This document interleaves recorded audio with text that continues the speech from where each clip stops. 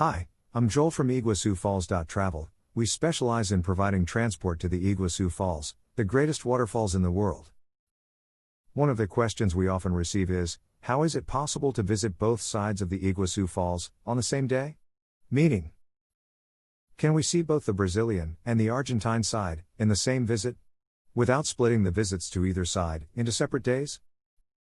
Well, I'm here to tell you that not only is it possible, I'm going to explain to you how we would time the day on both sides for our clients. You can also follow our timing if you wish to do it on your own, but you will need a private vehicle to do this, because it is not possible if using public transport.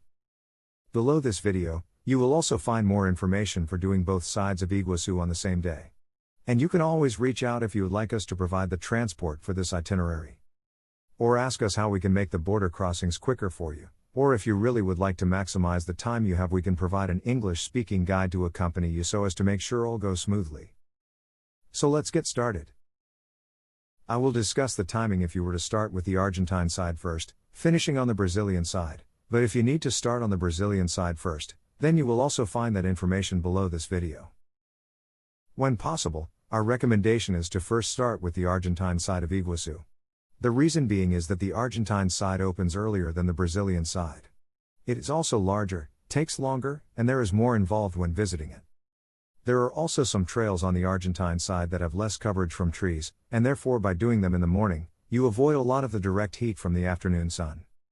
To best achieve seeing both sides of the falls on the same day, you will want to be present at the entrance to the Argentine side, right as it is opening. The Argentine side of the falls opens at 8 a.m. and the Brazilian side of the falls closes its gates at 6 p.m. every day. If staying in Foz do Iguaçu City on the Brazil side, then we would suggest departing your hotel between 6:30 and 6:45 a.m. This should allow you to reach the entrance of the Argentine side of the falls by 7:45 a.m. Arriving this early allows you time to purchase your entrance tickets and to line up for the park's opening at 8 a.m.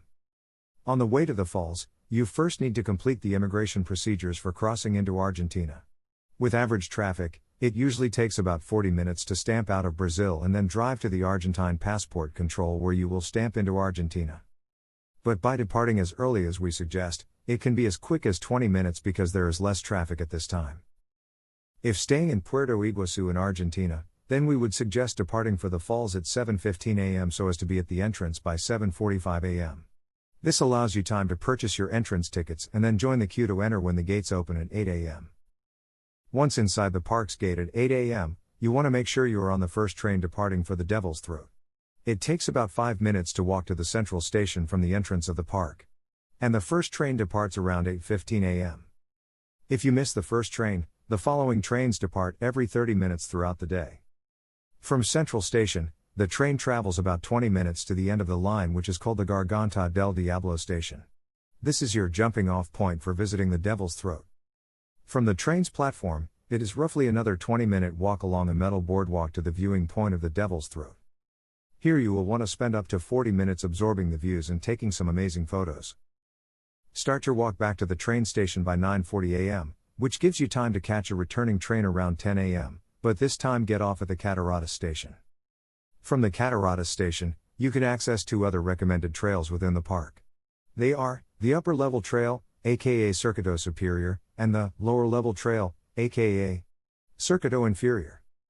Start with the Upper Level Trail, which is the shorter of the two, where you will walk for about 40 minutes to complete the loop. Then walk the Lower Level Trail, which takes around an hour on average. The lower trail takes longer because there are steps going down and up, plus more locations you will want to stop to take photos. Around 12 midday is the perfect time to take a 40-minute lunch break. Near the Cataratas train station, and also close to the entrance of the park, you will find kiosks that serve fast food such as empanadas, sandwiches or hot dogs. Or there are also restaurants for quick sit-down meals such as fast steaks and salads, or take your own food with you and choose a nice spot for a break along the lower level trail. At around 12:40 p.m., you will want to be making your way back to the entrance of the park. This is so that you are departing and on your way to the Brazilian side by 1 p.m.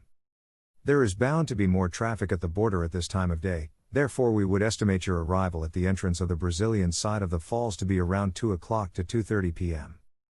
Most people complete the Brazil side in around 2.5 to 3 hours.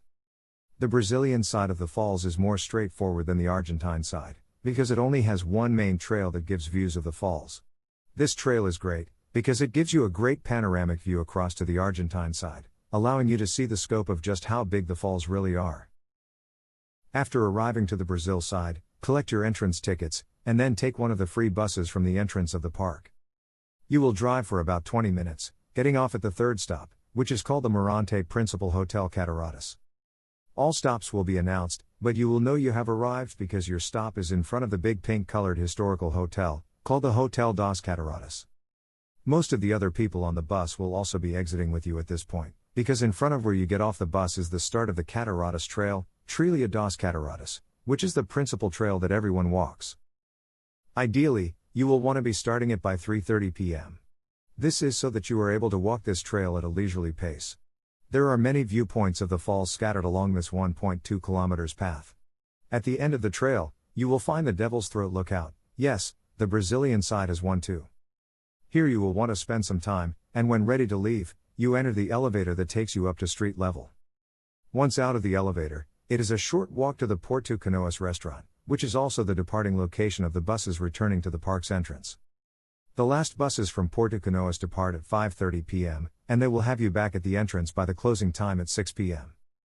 If you are returning to a Brazilian hotel in downtown Foz do Iguaçu, then from the Brazilian side of the falls, you have a further 30-minute drive to your hotel. But if you are taking a flight the same evening from the airport on the Brazilian side, it is a quick 10-minute trip to the airport from the entrance of the falls. On the other hand, if you are returning to a Puerto Iguazu hotel in Argentina, then you will need to cross the border again and make the required immigration stops one more time on the way. If departing the Brazilian park at 6 p.m., we would estimate that you will be at your Puerto Iguazu hotel between 7 and 7:30 p.m. Or if departing the same night from the Puerto Iguazu airport, you will probably be at the airport by 8 p.m. We hope that this video gave you more insight as to how to time your visit to both sides of the falls, so that you can enjoy them both in just one day. If you do have more time, we would urge you to stay longer in Iguazu, and visit each side on separate days and really get to know the area, but we also know that is not always possible due to travel schedules. Remember, below this video, there is more information about doing Iguazu in one day, including how to do it starting on the Brazil side and then finishing on the Argentine side. If you would like more information, do not hesitate to reach out to us at info@iguazufalls.travel. We would be more than happy to help you with all your transport needs while you are in Iguazu, including airport transfers, transport to the falls, and also cross-border transfers. We are here to help. Have a great day.